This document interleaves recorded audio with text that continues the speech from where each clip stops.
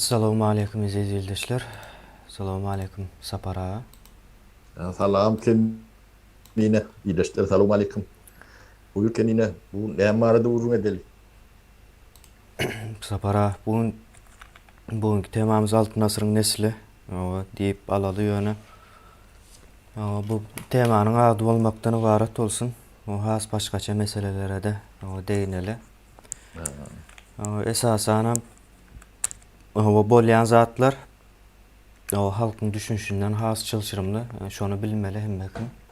O düşünenler, düşünmeyenler hem şonu bilmeli. Sebebi şu başkaça olman, şu ýagdaýa düşüp bolanok da bunun indi halk tarapyndan kemçilikler var. Beýlek tarapdan edilýän oýunlar var. Beýlek diýende şu halkyň şu ýagdaýa düşmegine sebäpkär bolan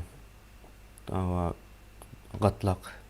Ondan soň şu taýda esasy bir soraw var. O iki diktator o şunça zat edip bilermi ýine? O Altın Asır'ın nesliydik de. Ýa şu bolýan zatlaryň hemmesini diň iksan diktatory o günäkärläp üstüne yapjak bolýarlar. Bunu halk elbetde oň düýplenemesine düşünmez. Ýöne biz bu taýda her çykyşymyzda gaýta bolsa da aýdýas. O gaýtalap aýtmak mejburiýetinde biz beýlek tarapdan hem. Ýöne bunu meseleni şol Niýazow bilen Gurbanulla o daraltjak bolýanlar bar. Şu diňe şolar o şonu aýyrsaň düzelýär diýerler. Sebäbi munyň sebäpleri bar Sapara. O sen o günäsiz adamy günäkär hökmünde türmäge bastyrsaň başga bir günäkär gözlenenok da. Dogry dälmi Sapara? Bulam edil şol mesele ýöne bu taýda o neme günäsiz däl meselesi däl. Ýani Gurbanulla bilen Niýazow olaryň günäleri bar ýöne olaryň günäleri şol Niýazow bilen we Gurbanullyny kukla edip ulanýanlaryňa günäsi bilen deňeşdirseň hiç zat hatda Gurbanullynyň eden günäsi bir 10%dan geçmez. O galan 90% şol sahnanyň arkasynda oturanlar şolara değişli. O eýelerine bermeli günäleri şonda dogry çözülýär ýoksa esasy günäkärler o ýüze çykmasa, o suud edilmese ýa-da halk şonu tanamasa, o ýeneden bundan soň Gurbanulla taýýarlap bilýärler, Gurbanully çykaryp bilýärler. Gurbanullaryň o sanyny saja bolmaz, ýitip gitmez ýani gepiň gysgasy. Ine şol mesele değineli. Ine o Altın Asır'ın nesli o Gurbanullyny aýyrsak düzeler diýe. Hatta sahnanyň arkasyndakylar hem o şoňa kömek berýär Gurbanullyny ýamanlamana, sebäbi onuň suragy da boldy. Şonu bir aýdynlyga çykarsak, Altın Asır'ın nesli näme bolýar? Ondan başlap bilersiňiz Sapara. Altın Asır'ın nesli. Yani forumu düşündüm. Yani aytjaklarymı halk düşünür ýaly edip nemetmeler. Ben bu sebäplerdi. Oýlanyp pikirlenip gören adam bolan soň bunu halka nädip düşündirmeli? O näden de düşüp biljek. O deme birinciden halka geleli. Bir halk bolmak üçin halkyň bir yani değerleri bolmaly. O manawy ya insani ya medeni değer bolmaly. Şo değer bolmasa halk bolup bilenokda. O değerlerden biz sahaplanyberdik diýsem bolýar. O değer nämämiziň değerdigini, nämämiziň değer däldigini bilmämizem, bir pikir etmämizem mümkin däl ýagdaýa geldikde, bu aýlygan ştatlarda.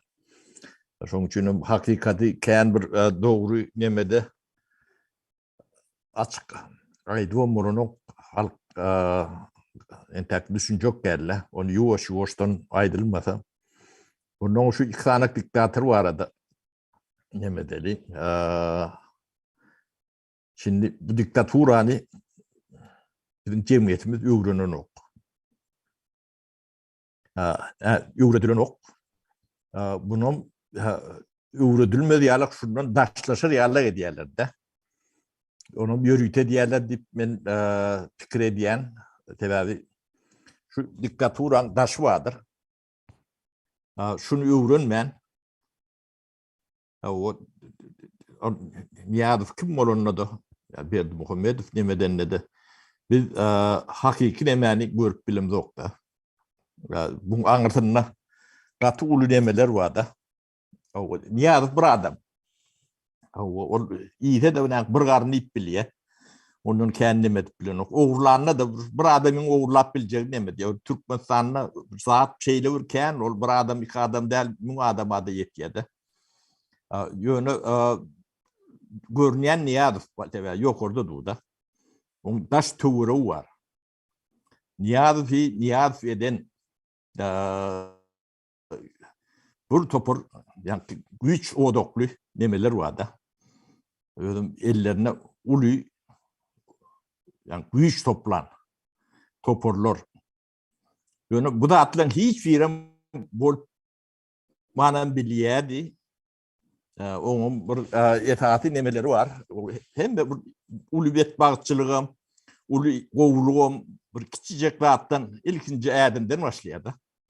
Şu ilkinci adımı yani Niyadov bol manan biliyedi. Niyadov yani şuraya bir diktatör bol manan biliyedi. Bolma mümkünçülüğü bolman biliyedi. Şeydi baydayın. Yine birinci şu birjadır. Şu birja bolmadık oldu. Şu döremedik oldu.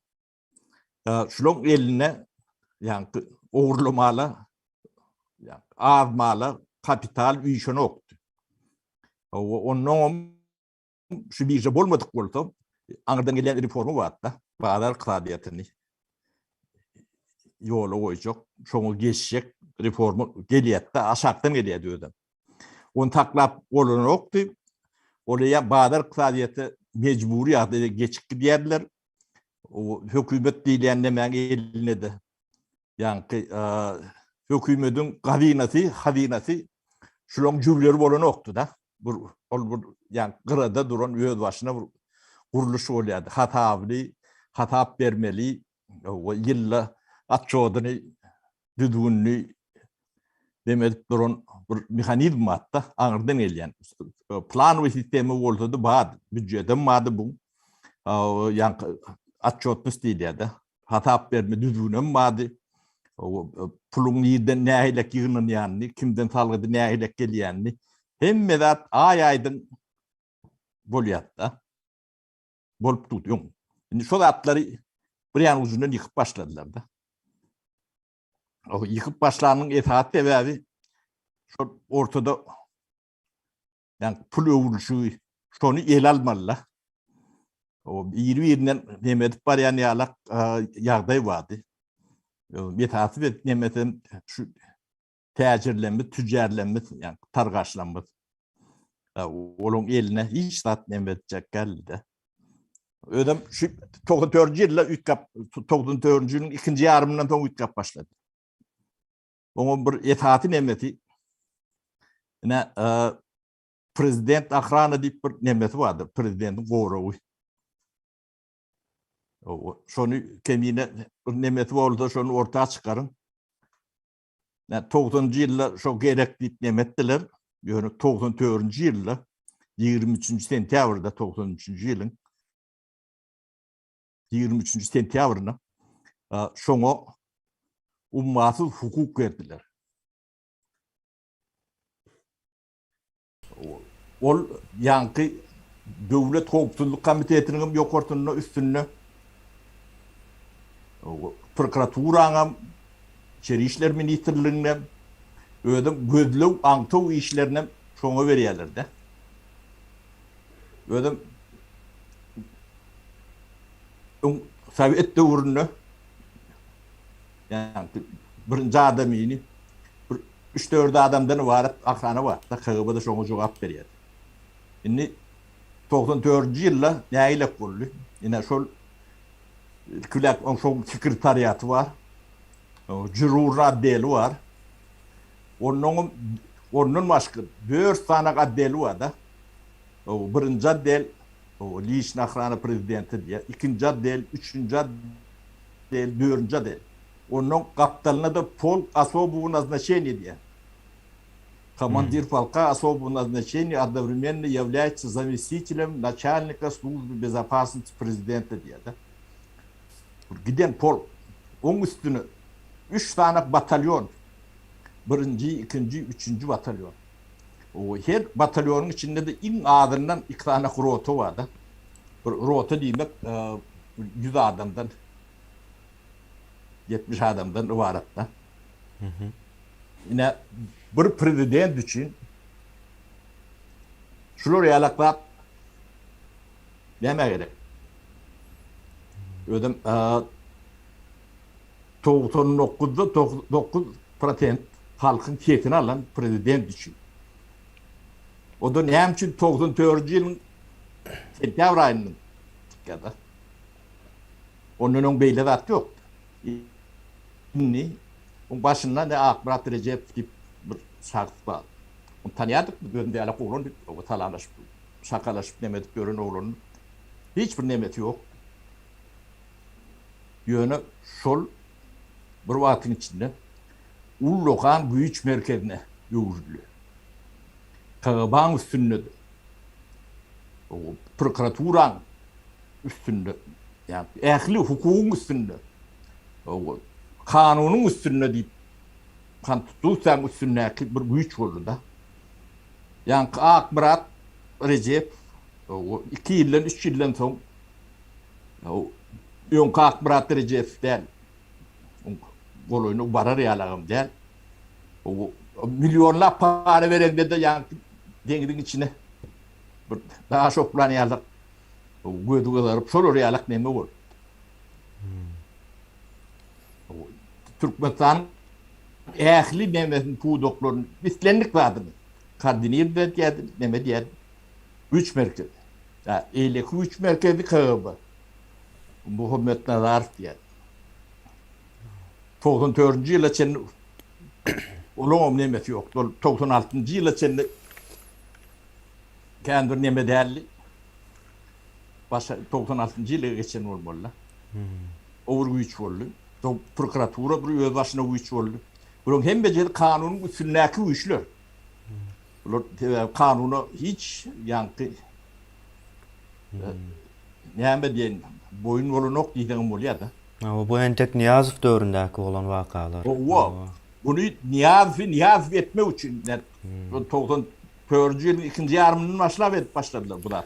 Sonra Saparay bu M2'nin taze nemeleri var da o prezident ahrana diýilen gurama goşadyrnyň içinde o prezidenti goramak diýär adı. Ýöne prezidenti goraman o tersine prezidenti o kontrol edýän, ýoluny görkezýän, o itin heykelini açdyrýan, ata mündürýän, aýdym aýtdyrýan bir gurama o halyna gelipdir bu ýuwaş-ýuwaşdan. Ine ildeşlerimiz o nereden kukla bolýar, nädip kimin kuklasy bolýar diýip sorasaňyz, ine bu birinji nemesi. Eň prezidente ýakyn bir el, yani gurjak edýän el. Onuň arkasynda ýene-de bir nemeler bar. Ýöne ine ýankı Niyazov belli bir wagtdan soň goramakdan geçip tutup başlaýar. Şunu etmeli, bunu edýän, onu edýän, bunu şunu edýän, bunu edýän ok. Onun bilen gürleşýän, bunu edýän, oňa gol çekýän, oňa çeken ok. Şol nemelere çelli gidýär. Soň Gurbanullah da Niyazowda gören kynçylyklaryny öňüne geçmek üçin Gurbanullahyny hasam beter samsyk edýärler bular. Şonuň ýalakmyş Sapara. Sapara diýen ýöne ildeşlerimize hürmörýän Sapara bilýär bu zatlara. Indi şu prezident ahrana diýilen adam, o prezidenti Goranok diýilýär. Yani gepin gysgasy Goranok o prezidenti gurjak edýär. Gurjak halynda tutup duran o birinji el şol. Onun arkasında da ýene başga eller bar. Onun arkasındaky elleriň o sany gat bel 10 orman nämäni geçen ok. Sanyny geçen ok. Şonuň ýalak bir o ýagdaýda sapara siz dowam edip bilersiňiz. Sağ ol kemine komentary berip dur sebäbi. Näme? Ben bilýän ol eýleklerim bilýän kendi üstünden büküp geçen ekebler. Näme? Yani prezidentin ýanynda başka adamlar golöýleden oklarda. Prezidentin ýeki galyan şonun. Şo yani şoň ýanynda birinji adamyň ýanyna barmak üçin şoň üstünden geçmeli. Bularam şo taýda ýen elekden geçirýärler. O tak barmaly adam bar ýalar. Şoň adam tu bar ýa. Birdat gol çekdirämeli bolanda da. Ol prezident bir ýyldan soň, ýarym ýyldan soň ol däldir ýa, ol näme bilen o. Ol ýani ýurdy problemalaryny bir adama alýar-da. Bir adamlyk döwletler şeýle bolýar. Ol ýani problemany çözsünmi, özüni gorasunmy, ýa şulardan goransunmy? Ha, bunun garşysyna bu gapdalyny beýleki bu işlerim barda.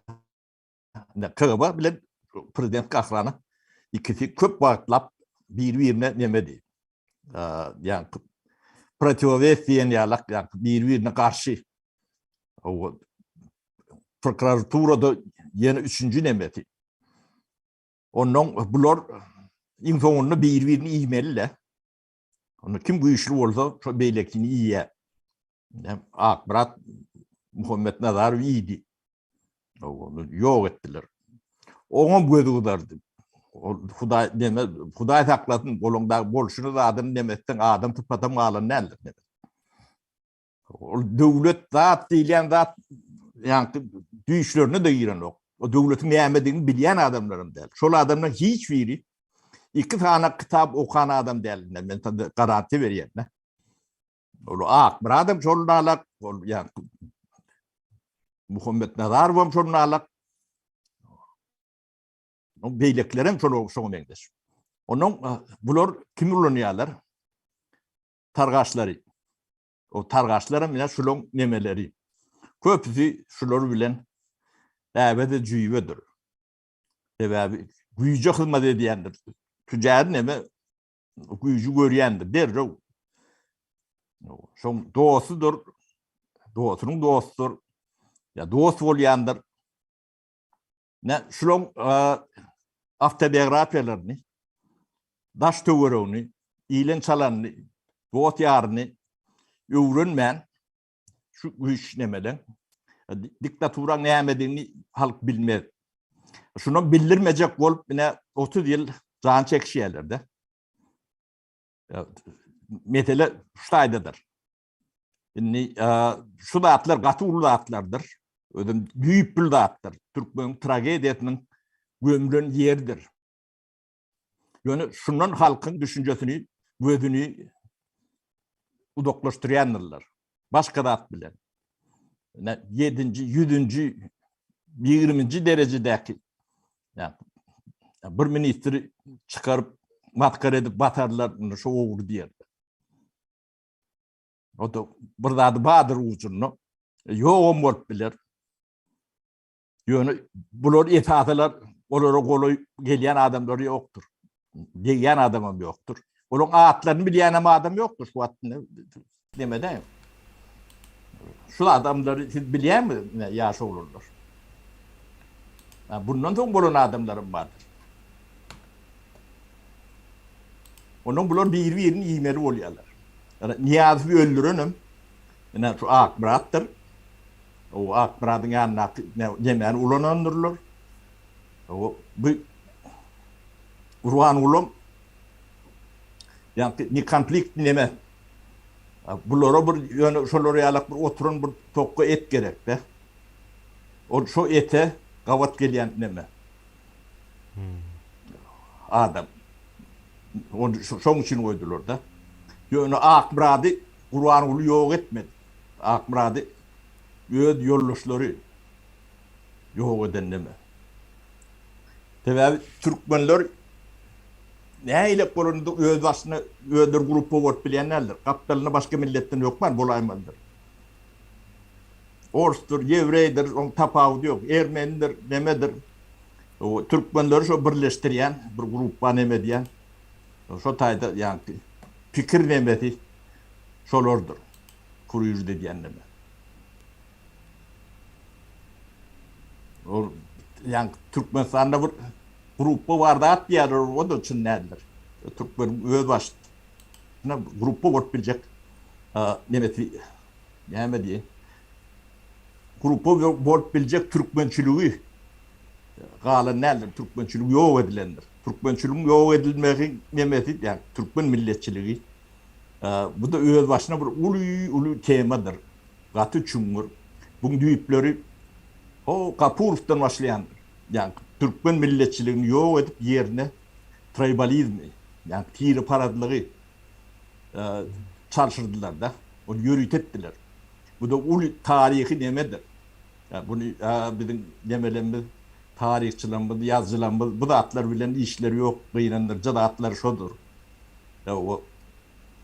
Yani Türkmen milletçiliğini ilk tarihçilerini yok ettiler. Türuniyi verdiler. Katıken tarihçi Türuniyi verendirler. Ve deme gitmeliler. Rotayda iyi gitmeli. İyi gitten son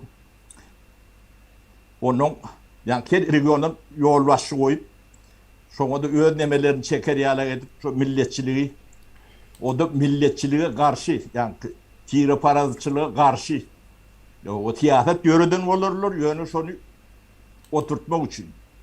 O karşı ne hem şu karşı yörü diyorlar. Sonu gündemde taklamak için şu metelen halkın beynini kuvvedip ornaşança. Şu tire parazcılık ervet deyip yönü ediyendirler. Ne sonu benimle tarihi Türkmen'in tarihini kovulayanlar. İçinde demettim de Kapurov'tan başlandır. Balçovuz'da da biraz bağdı. O yine de yemek bir Türkmen nemeti var kendine. Nemet bilmediler çok için ikna parayı koydular da. Üzülür mü kendik yok. Bolun yok. Yani Kapurov'da katı kovul. Kapurov Türkmen nemeti yani Türkmen bilen doğru bu lokal alamattır. Sapara bu işliğin ne yesnam aydın o Kapurov'u kim ayırıp koyuyor yine şu zatlaram. Hem meclis merkezden Moskva'dan koy. Moskva Orsen diye ama şuna. Orta diye. Onun bir akıl var ya lokal nemeti var nemeti koyulayan nedir? Öyle şu yani öllerine gerek kaçtımaları vardır. Sonra gavat geliyendir. O gavat gelmeyenleri aradığında bolondur. 100 tane Kapurov ya 100 tane Niyazov diyecek adamlar olurlar. Sadece vatir mutal için ya. İki ilden kendi taklamadılar da. Alıp guru diyen bir yeri gördüler. Onun Kapurov'un en aşağına Burhan Muhammedov tipi savunmayı oldu. Onun kendim etmen şu tayda yok ettirdiler de. İşten ayırdılar onu. Yok ve yok etmediler. O Kapurov ne yıl kaldı Sapara? Ay 17 18 yıllar kalan 17 18. Demek o orsa katı okulluğu ediyen olmalı da 17-18 yıl kalıp bilen. Şeyle kavat geliyor da. O kulluk etmediklerin değerlerin yani sisteman ödü. Yani ödü adamlarını ne mi diye de. Onun şu tire parasızlık şey oturduruluyor. Onun esası nemeti yani mühim oyuncuyu yalak yeri şu döröcülük adamların nemetidir, topordur. Şu taydan yayramalılar. Yani medya bilen gitmeliler. Halkın arasında. Aydın tartışılar, yemeler şey gidiyor da. Yani Türkmen milletçiliğinden nam nişanı alan neler? Şu an yoktur. Yerine tribalizm gelendir, onun katı rodli yani göydük formatı geldi de. Şonu ne Türkmen arat milletçiliği bilen çarşırdılar, çarşırıp bilirler. Türkmen düşünen o mu datları. Ne cemiyet nemedenle çüyrenle şloriyalak çüyriyede. Bunu bloriyalak oyunu ulu tecrübeli imperiyalar, yani Britanya'yalak, Orsetya'lak nemeler edip bilendirler. Bizim demem aklımda alyanan değildir. Bunu o atlığına iyi neter edip fikir edip çıkarayan da ne için şeyler. Olmasa şu edilen dağıtlar vardır. Yani bolyan dağıtlar. Yani adam mı olsun, bir milletin vekili olsun, İslendik o tapağı yok. Türkmen olsun, Tatar olsun, neme olsun, tegem devletin, yurdum olsun. Bir yerine bir dur deymeli. Bir der mümler çağdan dur deymeli. Beyle der deymeli. Yani o da değil nokta. Ya, gen dağıtlar şudur, bu dağıtları öğrenmelidir. Millet düşünmelidir. O, yani diktatura, o diktatura diyemem, men fikrimce yanlış, bu saltanizm, o sultanlık nemesinde var ya da, diktatur nemeye demekten o. Oligarxiya bolýar sapara onun häzirki nemede aýdylanda. Şoňa getirýärler. Bir adam hökmünde görkezýärler, ýöne arkasynda ullakan bir gruppa bardyr. Bir neçe grup var. Hawa bir näçe de bolup biler. Umuman şu öňe bir adam çykaryp şonu görkezip bir zat bolsa da şoňa bolmaly. Galanlary ýene dowam etmeli işine diýen ýaly. O mekirleri ne soňuna çendi oýnap göründür. O grupları yuvaş yuvaş ne orta çıkıyor, gidecekleri yok da. Yani alımdır, öğrendim. Bunun gidecek yeri yok demeyine. Hem beceri orta çıkayanlar. Yurt 94. yıldan son yani şu öğrenimçilik değil. Fiyatı ne mesela bunun hiç tadı yok. Alternatif kıyırıp görmeseler başka porluk nemelerden büyük bir kıyafet yok da. Tüccarlığın eline kaldı da. Targaçlığın eline. Netereden İslendik yani kıdaşa yurtta diplomatlarına da şimdi targaçtır. Yani Türkmenistan içinde de minister finans olan ya da yani bir jan başlığı üstünemesi. Şolun hem becenin okan kitabı ondan geçen neldir? O da doğru okan neldir? Okanla düşünen neldirler? Yani şol orayalak derecede yani devlet dolandırışı 30 yıl devam etti de. Ne şu adam ne gelen ne yerlerini yiyerek geleninden bile yok da. Öyle şu problemler var. Bunu biri fikir edip oylap tapıyorum ediyenler mi kendilerine? Yani ne kavram problemler alyan da. Şeyler küçük, şeyler yönü koy. Çözmesi hiç sağda durmayan problemler de. Patpır problemler. Hiç teknik problemi. Böyle şeyle bir kişi ben tırnağımdan ulukanlarla devlet için. Bu da 2 milyon, 2,5 milyon, 3 milyon halkın ikbalini kuyduruyor da. Ya da yaşama diyalak yardaya getiriyor. Adarlarını da değil, çocuk olyanın değildirler. Kim çözmeliğinden bile okur. Çözelim diyen okur. Bu problem adını düşünen okur. Ve üyelerini batan okur. Onun ağın okur. Bu da bir gen battır. Ne? Cehalet. Bu cehaletin iyi dengelerine biraz godaylalı kemine. Bunun ödeni vardır. Şu diktaturan kıyırıp nemet görse bu büyük sebeplerinden uzaklaşma için edilen vaatler olmalı. Ben o fikrim boyunca ödem şunu yani ağırlık talep demediyenle doğduğunu katına yani şu cehaleti, cemiyeti yetiştiren üniversiteler, institutlar, mektepler. Ne şolun ürünü şu. Meyvesi. Ana cehalet öndüren fabrika şolun. Yani devletin başına barayan adamların üniversitede oturup demedi. Bilim bir yerden alıyorlar şu Türkmenistan'ın içindeki nemelerden alıp barayan adamlar. Ha. O kitap okumayan targaş bolup bölünlerim şolun diplomlalar. Yürüyüt bolup bölünlerim şolun diplomlalar. Aydan gelen o olur. Şu tayda yetiştirdi. Cahil yetiştirdi. Nadan yetiştirdi. Şolun hem beceti yine egdaminal görüm. Bir yazıp biliyani, okap biliyani olsa yine şükür edersin. Köpü adam yalık okap, adam yalık yazmam bileyen derler. Kitabı okap, fikir öğretmek, nemetmek beylede dursun. Gözlerim şu okullarına 10 minglap, 100 minglap para verip alınan demeler. Yani şol diplomlar kemine, benim fikrimce, nidisi vitrini.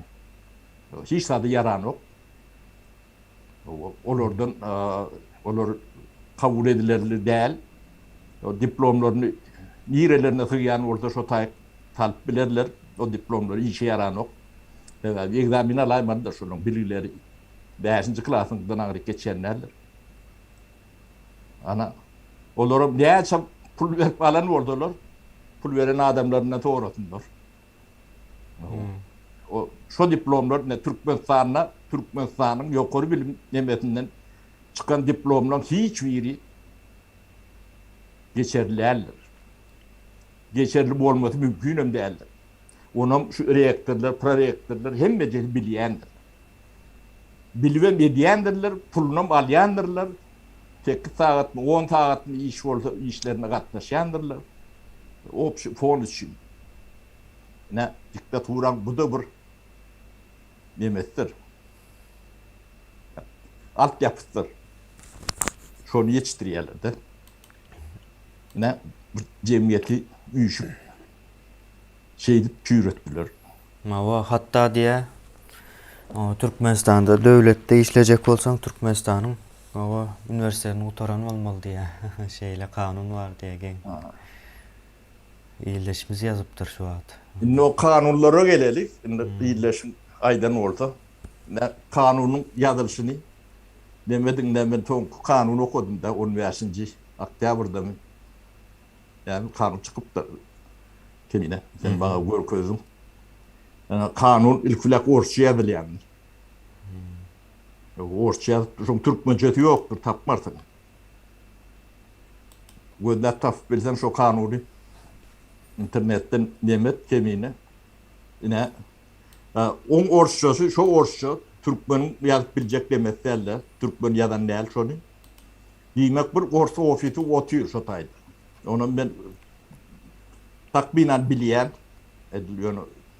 Bu 100% bu geçip bilmese de İteran ofisi var. Şu tayda yazılıyor. Öyle Türkmenistan'dadır. Tapar'ın ofisi yoktur. Tapar neyle iş adamı tam orta Türkmenistan'ın ofisi saklat bilmeyelim. Böyle İteran bu lokal ofisi vardır. Adam yütküçüktür. İteran tersini okusun. Atera oluyor. Ne mi oluyor? Kemine. İteran'ı tersini okusun.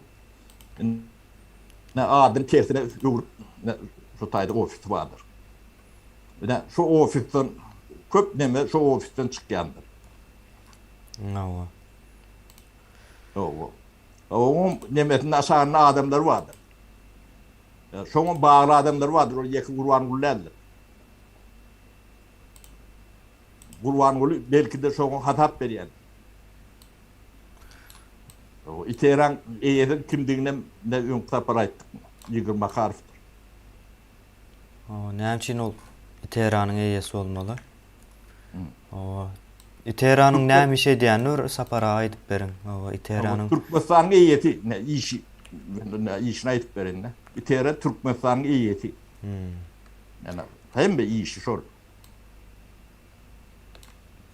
sapara hazır ekrana o gelecek yankı. O aydan nememiz.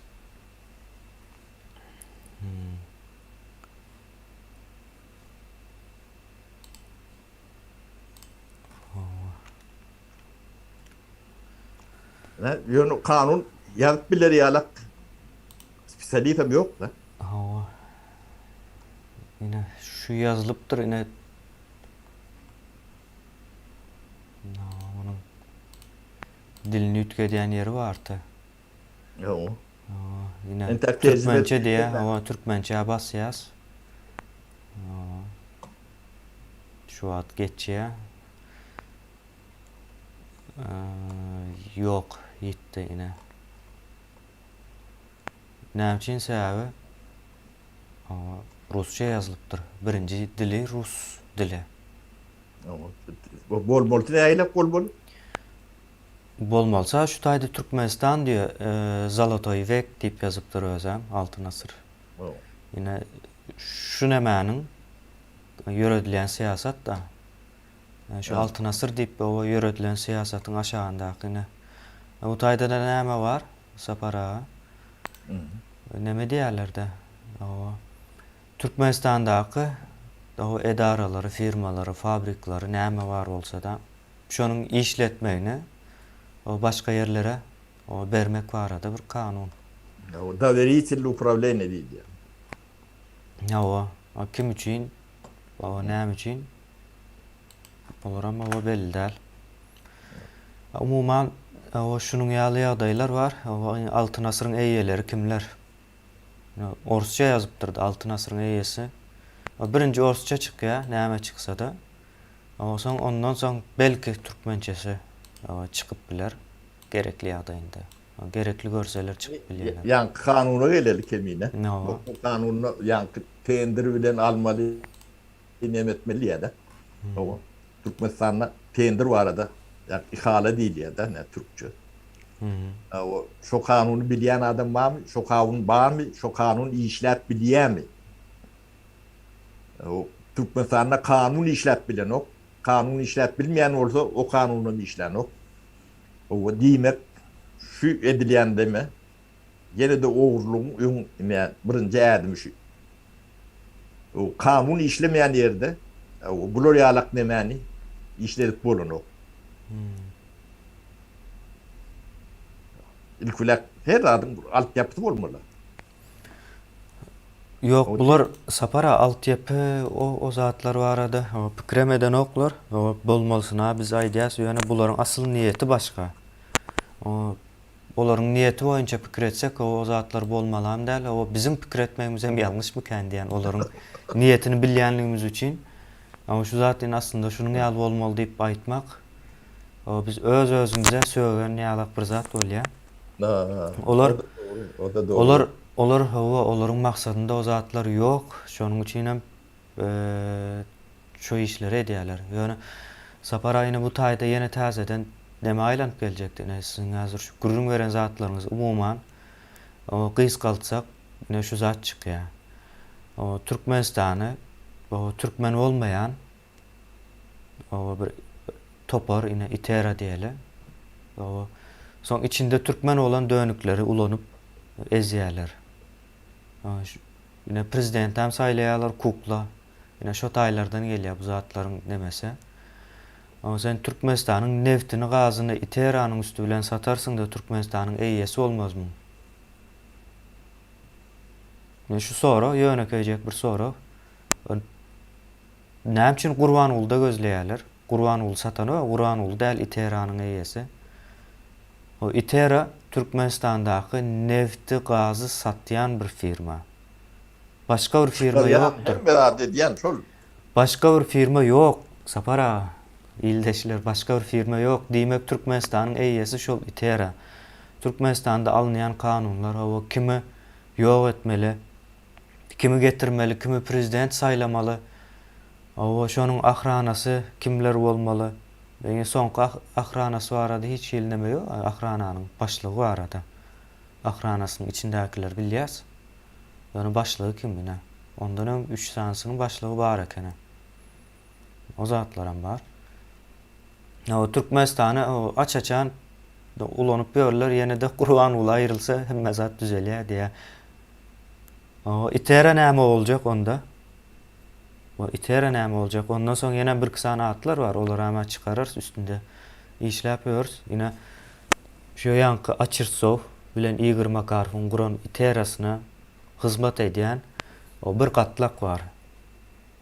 O şu katlak arkalı Kur'an ulayını kuklede oynayalar. Şu katlağın üstü bilen. Şoňa geljek bolan ine bu taýda näme etmeli biz? Analiz üçin aýdýan. O her bir ekrana çıkıp Gurban Gulyny ýamanlaýan. O hatda Açyrsowyň özüni, Makarowyň özüni ýamanlaýanam. O siziň dostunuz bolman biler. Mejburlukdan etmeli bolýar özüni gizlemek üçin. Ine bir neme bardyr bularyň Türkmenistanyň o näçe ýyldan bäri Niýazow döwründen bäri işläp o pullary ýyp gören bir kısan baýlar barda. O şolaryň ýanyna baryp o Gurban Gulyny sorasaň, "Ay bize mi ýerdik şundan itiren ýaly? Gitmezmiken?" diýär. Ýöne Gurban Guldan has güýçli, o has köpen pul ýýär. Nä köp pul ýýär? Niýazowdan bäri bar. O näçe köp otursaň şonça köp pul ýýär. Ine şonuň ýaly bir neme bar. O Petronasy ýazypdyr bir ýyldaşymyz.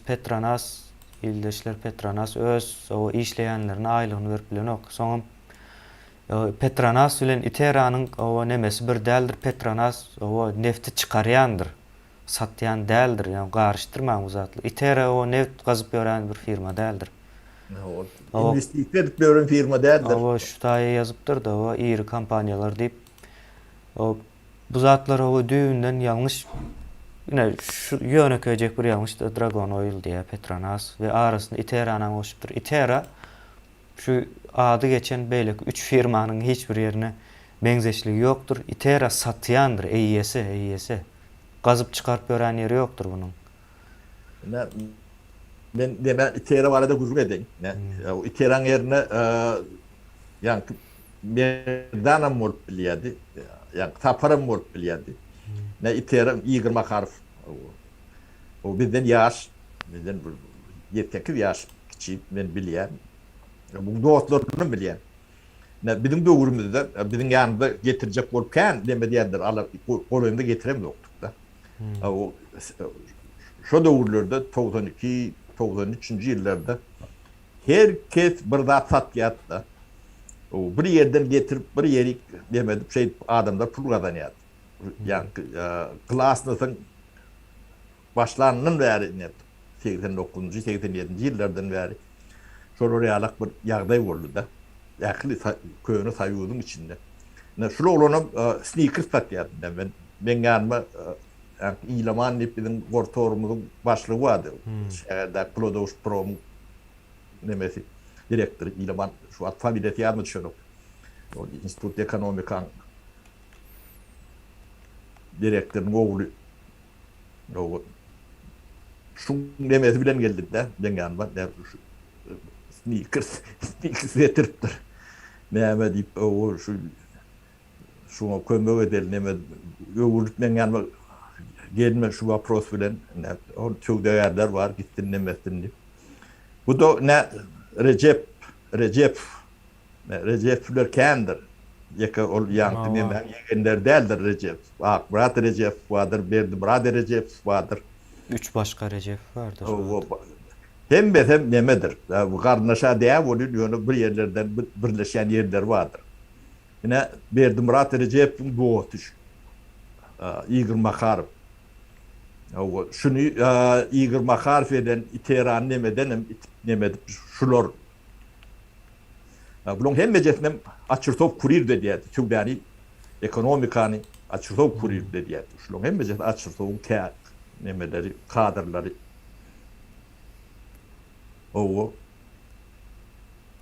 Ne şu Berdimurad'ın yani CV'sinde seyredin. Ortette pasol bolondur. Birjan kurir dedendir. O neft kadi yani şu Bartır döwründe tatan şula adamdır.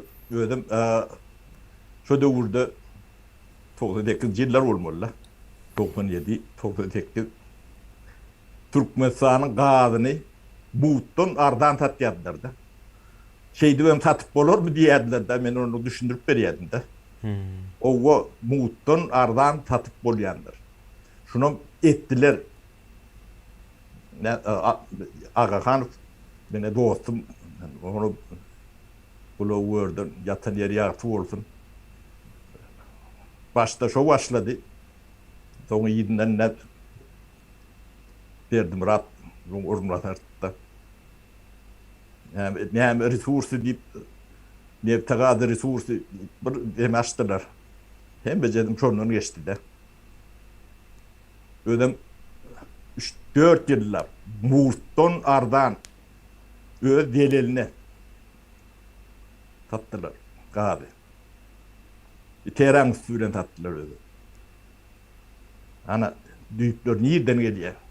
Ödüm şunu madır Recep. Şimdi şonu bilýän türkmen barmy? Yoktur. Oň töwereğinde bir topar adam vardır. Ondan soň gelenler vardır, demeler vardır. Şimdi şolar Türkmenistanyň içinden şolun çağlar ýereler. Şoňa gelin. Şolar ýanky milletçilik näme üçin ýok edildi? Meseletine gelerler. Şolun Türkmenlüğünde men gatul lokan şüphem var. O yani pasportlaryny ýazlarym bolsa Türkmenliň nam nişan ýokdur. Onun ýereli nämeliginem känur ýönemi ýokdur. Şular watanyny, halkyny iki köpüge tatyp bilýändirler. Çağalaryň birim şo taýda däldir, Türkmenistanda däldir, daşyndadyr. Ne Polşa baramyzda bir gaty geň dady üstünden bardyk da. Beýlidir ödem doktuk bolýan. O bir deka Polşa, başga da ýurt kene. Şolong hemme jefi ýurdun daşyndadyr, çağalary, garyndaşlary, nemeler işleşnemet ýollaşlarym bolup biler. Öde müňläp daşyndadyr. Öýlü, işli nemeler. Bu Türkmeniň aladasy bilen orta çykýanam däldirler, adarny da däldirler. Bular düzelen soň ýene de baryp bir plany diýip demetmäne de ýüzler gydarma, o tarapa madyr. Bular adam nemesem ýok da bular. Ne ýanky Türkmeniň degeri galmasa şeýle bolýar da. O näme üçin degeri ýok diýip aýdylýar da. Ben oňa da bir küçücek mysal getireýin, mysal elbetde gatkendir. Ne Türkmen ölýär, ýitýär. Başga döwletlerde ýa kabalezinde diýilýär da. Gynanç bildirilýändir. Gadiýetde, jurnallar, telewizionyada, radioda plan ölüpdir, ne plan o demelerini aýdýandylar. O gynanç bildirýänler özleri gaýretyn çykyş etmeme diýendirler. Mikrologlar vardır gadiýetlerde. Ýöne Türkmenistanda soňky 25 ýylda şonu görýän näse ýokdur. Sen doğuňda da hiç saat, ölümde de hiç saat. Adamın değeri nol demektir şu. Şoňa yani depdi yani bir karşılık görkezden Türkmen barmy içinde ne? Şonu aýdýan eki men şu wagt 30 ýyllar utonuň aty. İmtihan değer şu ýok bolan soň millete bolýan nädir? Sizden hiç kimsini.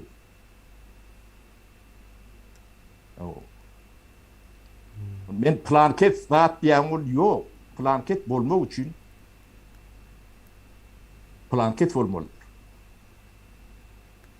Ene şu zatları düşünýän adamlar ýeki ýok etdiler. Ödüm men apadist diýenden elleri bilen ýok etdiler köpsüni. Ýok, ýakynlaşmak üçin. Şolak döwletim, hökümetim şolar ýalak apadist bolmalydyr. Başgaça bolýan nädir? Şu apadiste nähilek bolsa hökümetim şonun alak bolýar. Hemme ýerde şonun alakdyr. Sebäbi düýüp meseleleri aýdýarsa, bulun gozuyan demediyen meseleleri düýünden başka zatlardır. O görkezýän adamların başka adamlardır. O yani demeleri, çeelleri, hedefleri başkadır. Cemiyetin fikrini yutmak için edildi. Bu da oyundur. Ne şöyle yalak oyun oynur ya Türkmen'in demetinde. Şimdi şunu dikeltmeli. Düşünmeyen dikeltip bolonu. Ne için şunu aydı oturuyor. Siz düşünmeseniz bu da adın kayıtlanacak 100%, belki de 1000%'tir.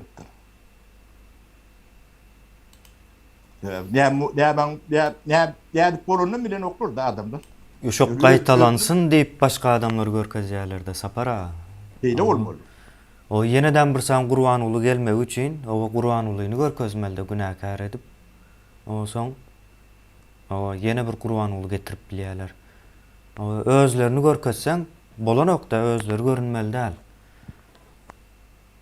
Men şu taýlara o neme gidýändir. O jadanmadan bu bolýa ýöne bular näme edipdir? O şu wagtda çelir jadanyň elinde bolan adamlar o çykyp halka neme diýärmiş? Temine şey diýen oly sana agent diýerler. Onu ben aýdyp bereň. Bay men agent däl, özü men şonuň. Özü men şonuň. Aýtsak oldum. Ne ýörüýte ne şo gullugy gurnadyk. O Femine de şonuň gurucularynyň biri. O biz o agent däl Türkmenden agent bolmaýan. Onu Türkmen ulandyp görmän. Türkmen 5 manat bersen sen agent boldy ýetinem tatýar. Şoň üçin bunu agent diýip ulandyp demedip görmän. Agende yarany ok. Agende yararýarlyk milletini ýok. Dedi Türkmenler. Agent bolýarlyk derejä yetmedik millet. Agent bolmak üçin näçe kitap okumalyk ha? Ya okuman bolýarken bular. Falan bolmaly. Ýok. Ýa-ni falan bolmaly. O da ýok. Ýa-nem tatýar, gerek bolsa ýurduk tatýan da. Ýok. Polşada geň adyň üstünden bardyk. Şonu bir aýdyp ber temine. Ýa-sa adam sotaýdan. Yine 300'e yakın adam 2012 yıldan başlap neme alıptır? Kaç vatal alıptır? Dene Polşadan. Beylek yurtlara entek seyredemiz onu da yuvaş seyrederiz. O kimlerin çağaları alya bu bir ya da o kimler alya. Ne için çağalar dedim yaş ortalaması görkezliyor tayda. O ulu adam yok o tayda. Yaş hemmesinin yaşı. O soňa kim almana kömek edýär bulara? Kaç vatalgan kim görkezýär? Diýip soraw gelýär-de. Ya kaç vatalgany öz başyna alyp bolanok. Bu gidemir proseduradyr. Proseduradyr. O ýyllar alýandyr. O gaty uly dokumentasiýa diýilýän o işi bardyr. Kepilnamalar bilen bolmaly. O indi bu soraw o kim almany kömek edýär diýilen soraw jogap bermek üçin iň ýakyn o kime seretmeli? Ýani Ruslan Mätiw diýilen bar. Kronika Türkmenistan var. Yani hukuk gorayan edaralar hamala adı aslında işleyenler. Şolar yine şu biznes bilen meşgullanýar. Yine şu wagt bular hiç yerde yok bolsa da, bar bolsa da o şonu hökmen suratda bar et görkezýär. Tapawy da yok bulara. Yani nähil mesele. Aydaly basış edýärler. O öýüne basış edipdirler, neme edipdirler. O onu görkezip soň bu o kaç vatalga alıp berýär, kaç vatalga alıp berýänligi üçin bular ýyllyk o $250.000 çelli pul alıp bilýärler. 80 miňden başlap. Pikir edip bilýäňizmi? O 300'e ýakyn adama kaç vatalga alıp beripdirler. Yani diýmek bular ýyllyk alýanlygy üçin grant diýilen nämäni ýyllyk alýarlar. Her ýyl alıp beripdirler yani. Doğru mu alýar? Ya kremek halklar mı alýarlar? Kaç vatalga alýanlardan mı alýarlar? Ha olardan hem alýarlar hawa. Olarda näçe alýandy özleri bilmese biz bilemzok. Ýöne şolong içinde represiýa tedavar edilen adamın ýokdugy ortada. bolsa çıkardı, görürdük. Bunu näde edip bilýärler ine Sapara, o Türkmenistan'ın içinden bahsediýär şekilde hamala dokument dogurlamaly bunu. Onam kim dogurlamaly? KGB'de işleyen ýene ýanky çavuş ýalaklar. O jurnalist ýa-da neme ýalaklar, ýanky Ruslan Mätiw hem o şo zatlaryň säbäbi şonuň ady gatykän çykýar ýurdun içinde bolan gäwir wakalarda. Bular şonuň ýaly dokument dogurlamasaň alyp bolanok. Ýani aýtdy, prosedura bu. Neme kemiğini tüyordun nemeden bir zat barda. Türkmenistan'ın içinde realni, represiya servar edilen adamlara yurdun daşına çıkmak kadagan. Yani ben bir karındaşım daşını çıkarıp bilem de o. No. Full veremem çıkarıp bilem de o. Ne, o daşına çıkayanlar o represiya servar edilen adamlar değil. No. Ana nemesi sol daşına çıkıp bir yerde iltica neme yani U5'te forat bilen adam olsa iyem doğru alamattır. Yok gaty Onun- ulu neme yok Sapara ýene de bir zat var gaty ulu bir waka bolanok. Ýene 2002-nji ýylda bir ulu bir waka boldy. Bu bütün dünýä bilýär. Ýöne 2012-nji ýyldan bäri şu ýylam değişli. Owa bir ulu bir waka bolanok alyp bolmaýar. Ol gaçyp atalgany alyp bolanok. Ýene bir zat var. O Türkmenistandan gaçyp ataly almak üçin uruş bolmaly içinde. Ya siyasi bir probleman bolmaly. Ya da bir o tebiği ullakan bir tebiği betbagtçylyk bolmaly. Olam yok Türkmenistan ýerinde. Uruş yok diýäňiz, asuda asmanymyz var diýip aýdýaňyz. Onam sizin öz nemäňiz bilen aýdyp bereýin. Ve siyasi bir mesele yok. Näme üçin yok diýende şu wagtçaly watan habarlaryna çykyp aýtmana da gorkýarlar. Demek olaryň nemesinde yok. Onam görkezip bilen ok. Nädip bolýar bu iş? Bunu gizlin ýanky o çawuşyň men aldım diýär, o video görkezýär. O 92-nji ýylda o hamala KGB bunu çağırıp video düşürüpdir. Şonuň ýalap bir zat bolurmy? KGB video düşürüp onuň eline berermi? O utanman öz-özüne o ele berýär, satypamdyr. Ama indi şu ýanky mesele boýunça Polşadan şu wagt hiç kimin o alma mümkinçiligi ýok. Owa. Ýöne onu edýärler, näde edýärler? Ine Türkiýeden alyp bolanok da şol owa hukuk goraýanlar diýeli. Ruslan Mätiw gelsin, Türkiýeden alyp bersin. Ya da Kronika gelsin, ol Tukbatulin gelsin. Türkiýeden alyp bersin. Alyp bilmediler ha. Dursultana. Ulu bir proýekt da Dursultan. Näme üçin alyp bilmediler? Demek olaryň şo tarapdan kanallar var, çeşmeler var. Şo tarapdan hem dogurlaýarlar. Yine kemiğine şu yani 300-400 nemeden başka iqtisadi nemeler bilen alanlarım kendi. O yani yatırım etsen käbir yerde 250 mün, käbir yerde 150 mün, käbir yerde 50 mün investisiýa edilen yani nedwijim salsan ya gaýrymenkul alsan ya da bir önçülük açsan yani oturum berýärler-de. Vit na жительство diýilýär. Olar bu hataba giren ok, olar kän. Olaryň şo pully yani şo köýköçü diýär-de, şo köýköçü kategoriýasynyň o çağalary, nemeleri. Men bir kananyň özüm gaty ogu diýende. Yani yanımda emmedarny kontrol edip bilen de ben barda. O ne bir tekstilli tekstil varada gurrun ettik de 17-18 sanak daha kurduk deyip. Biz ayrılan son şu tekstil fabrikaları Milli Prom'a verdiler. Yeni senagatına verdiler de. Onun soldurdular. O direktörü Nemeti ministri gelen var dediler. Bilemok şu at yurdun içinde mi nemesi mi çağlar daşından bir Litvada beylek Latviýada. O nädip ýaşap ýörenlerinden bilýän-de. Özüm 98-nji, 95-nji, 97-nji, 96-njy ýyllardan bäri. Özüm ýa dünýäň maşynlarym Porsche, Lamborghini, ne şolar ýalak demeler. Özüm bir gyz, bir oglan.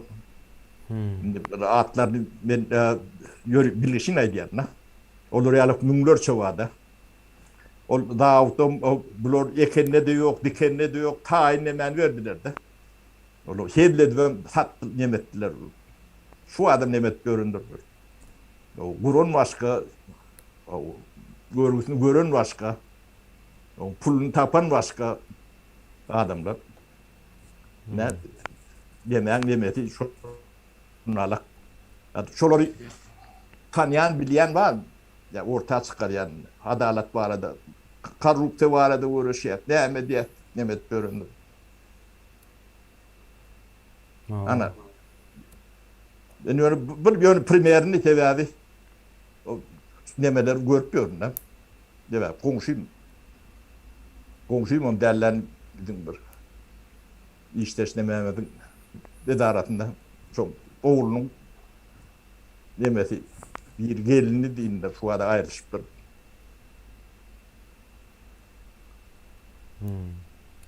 Ne şolur yalak yünglerçe, 10 yünglerçe Türkmen gelip göründü. Başta uğradı. Türkmenistan'da işleri yok. O da diktaturu var mı, ya da sultanizm var mı, başka da at var mı? Hiç begeri, hiç nemeleri yok. Bu eşretli durmuşlar hem Türkmenistan'dan o çıkaran pulları bilen. O da gene zaten soyup yatır. Verin akıp yatır. O yankı iň bärkisi Türkiye'de de kendi olur ya. Münglerçe, 10 münglerçe adam vardı.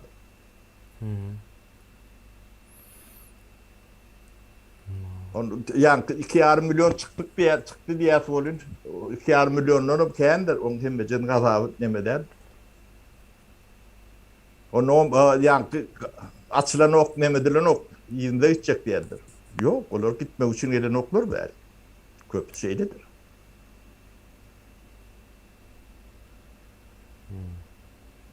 Praga'nın içim dolu. Onun bileyenler. Ödüm radyo, adatlık radyonun taş doğrudur.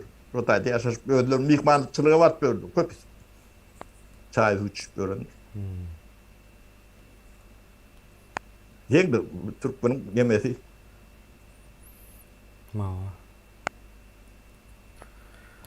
Şonun ýaly ildeşlerini dinleyen olsanız yankı hava Ruslan Mätiwin ýa-da o Kronika Türkmenistanyň nemesi Tuhpatulynyň kanallarına bir seredin hava şu Türkmenistany üýtgetmek barada bir edýän işler barmy? Berýän habarlar barmy?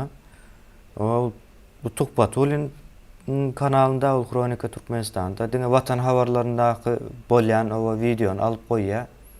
Şonun nemesinden pul gazanyp ber bular bilýän bolsaňyz. Şu YouTube kanalyny ýöredýänligi üçin hem aýratyn pul alýar. Adam değil kendi. Gatykan o pullar alýar ýoksa hem diňe watan habarlaryny alyp goýýar. Üýtgeçik bir zatam ýok, gül ölmeli.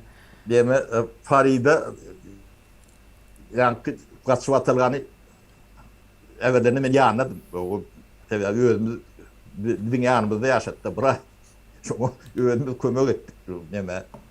O kömek edenimizden tabii yani iklim var. Da çok bilen bir kamerada oturupdur. Ona da şu görünlük sen näyle o bir kamerada oturup daşla çıkýan olur çıkan yok. Onu da verdik näme diýip ekologiýany goruyan näme diýen şolar ýalak nämeler hekaýeler var da.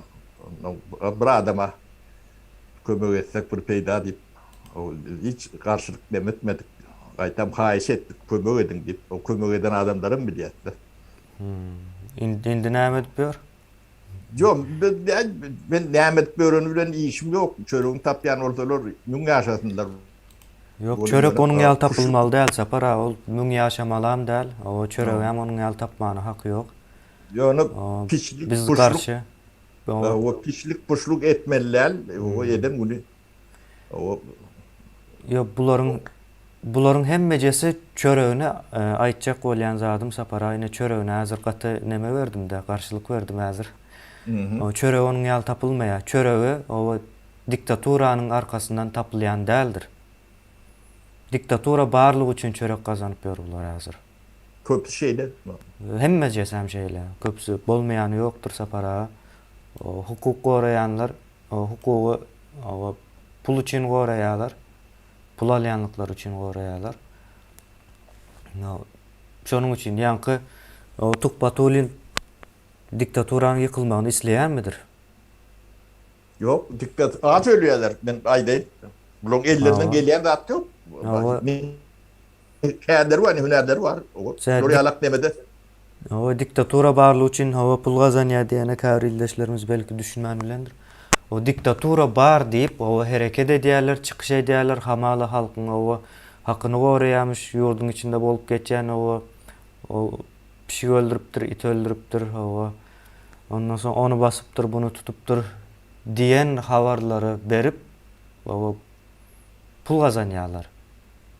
Grant alýarlar. Ine grant ýyllyk o insan o hukuklary edaralaryndan bular ýyllyk grant alýarlar.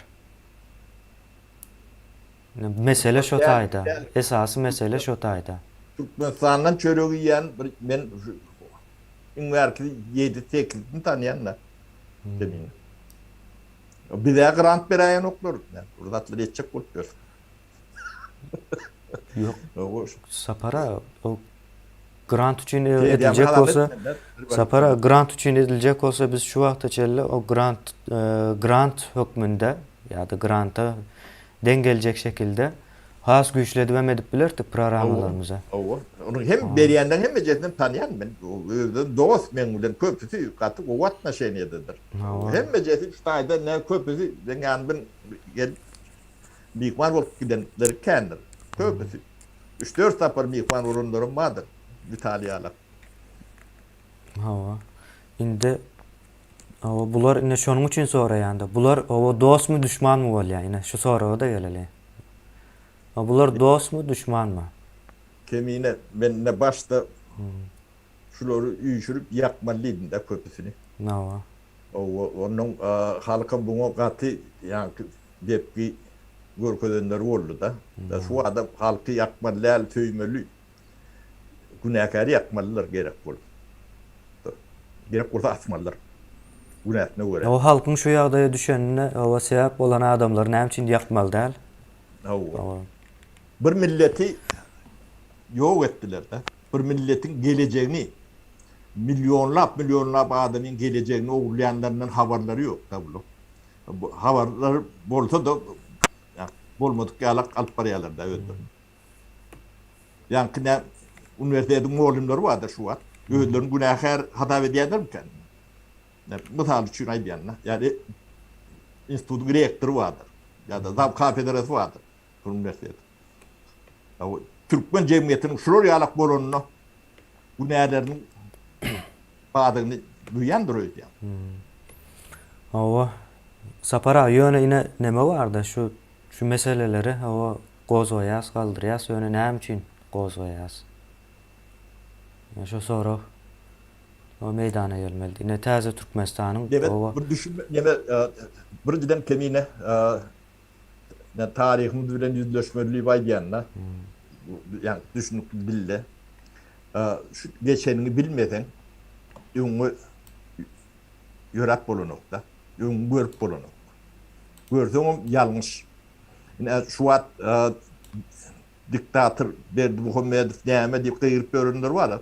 Şolong men 100% ýalňyşdygyny bilýän. Şo nala hereketiň ýalňyşdygyny.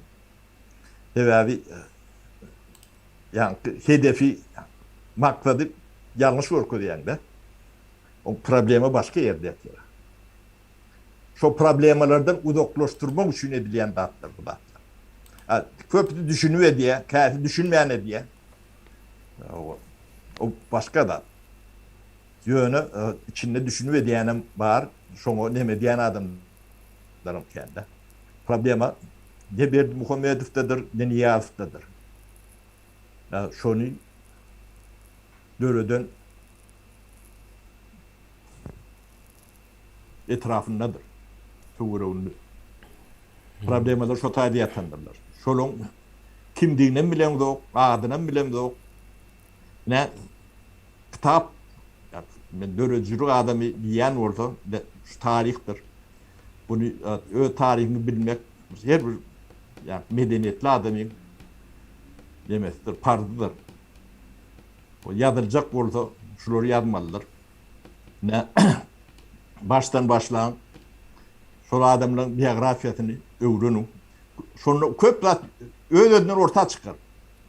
Ne Akbarat Recep'in doğulundan te ölünü çenini yani tercüme hali boldur.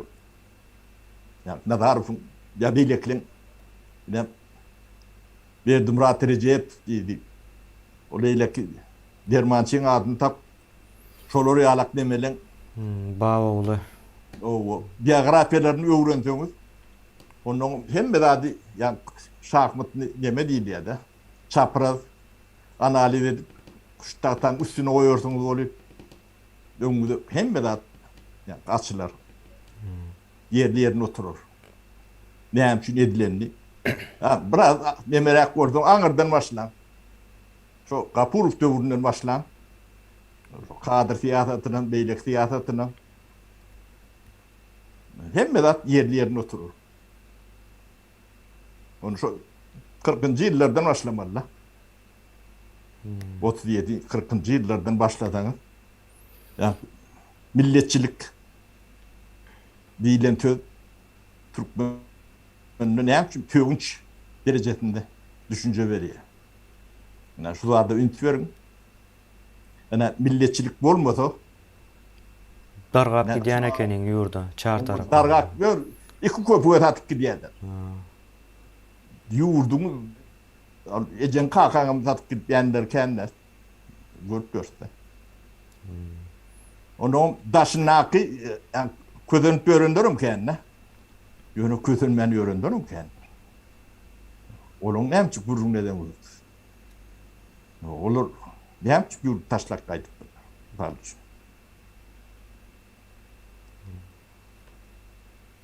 Ýurdu taşlak gaýtmaly adamlary ýurdu daşyna çykarylany ok.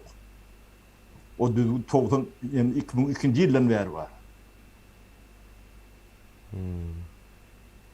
Hiç kim daşına çıkaran ok. Yani, şolary ýalak adamlar hemme jeri spite wad.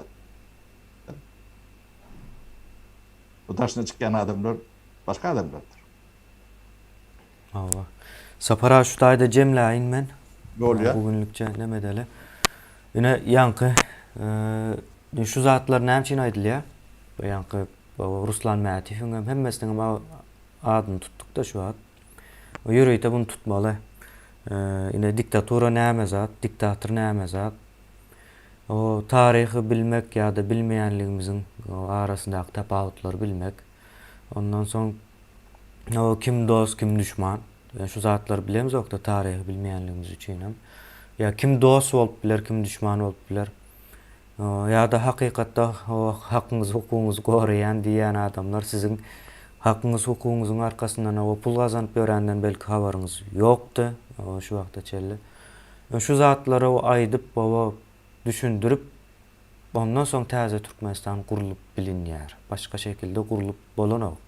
Şu zatlaryň üstüne täze Türkmenistany biz guramzok. Şu zatlary o aras salandan soň gurulýandyr. Şonuň üçin hem bu zatlar aýdýas. Biri hawa ýazypdyr ýa-ni ýanynda bolsa dost, ýanynda däl bolsa hawa düşman bolýarmy diýip sorapdyr. Onuň ýaly adamlary ýanymyza ýakynlaşdyramzok. O düşnükli bolandyr ha. 2 ýyldan bäri belki görýän bolsaň.